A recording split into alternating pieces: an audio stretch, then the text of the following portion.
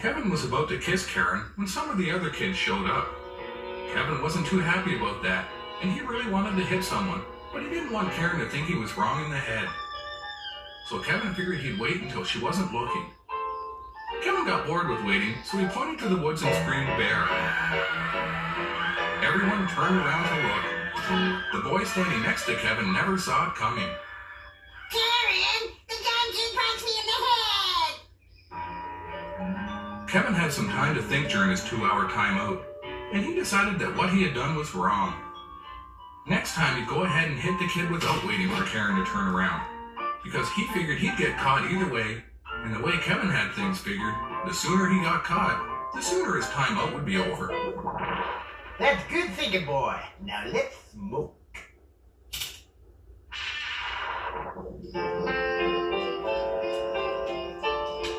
They had a big campfire that night, and everyone sang songs and took turns telling jokes. Hey, Kevin, do you have a joke that you'd like to tell? Kevin was really scared. He didn't like speaking in front of other people, but because he wanted everyone to like him, he decided he would try his best. Kevin stood up and told a joke he'd overheard his father telling Uncle Mike about how many lesbians it took to change a light bulb. That pretty much set the tone for the rest of camp.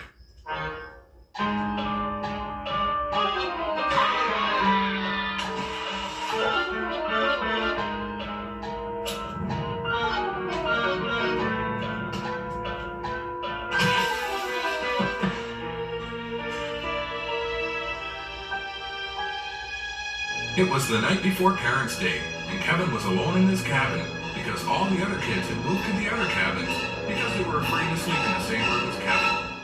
That suited Kevin just fine, because he was getting pretty sick of listening to them complain about his smoking and drinking. Kevin couldn't sleep, so he decided to go over to Karen's cabin and see if she would go steady with him. He was having a hard time getting there because he was pretty jimmied up on cough syrup and kept falling down.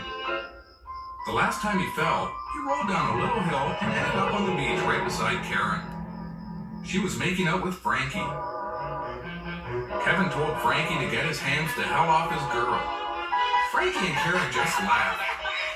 Then Frankie told him to take a hike and called him a useless little freak. Kevin wandered back to his cabin. He was really sad because he'd been sure Karen liked him and had heard a whole lot finding out she didn't. So Kevin set her cabin on fire.